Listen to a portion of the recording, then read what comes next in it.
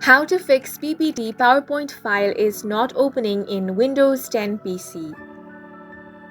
Hi guys, welcome to our channel. Let's begin. If you're facing the issue when your PPT file is not opening in Windows 10 PC, then in this video I will show you a quick and easy fix.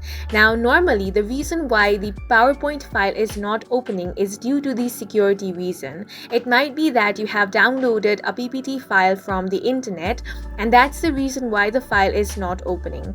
If that is the case, the first thing you want to do is locate the PPT file. Now right-click on it, then select the option of Properties. Once you have selected Properties, on the General section, you should find the option of Security.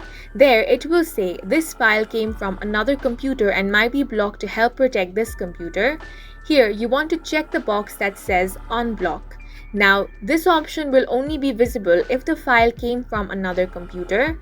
Click on the Apply option and then click on OK. Once you do that, the file will now be unblocked. Now, you want to open the PPT file and you will see that it will open without any issue. And that's it for this video. If you found it helpful, please make sure to hit the like button and subscribe for more videos like this.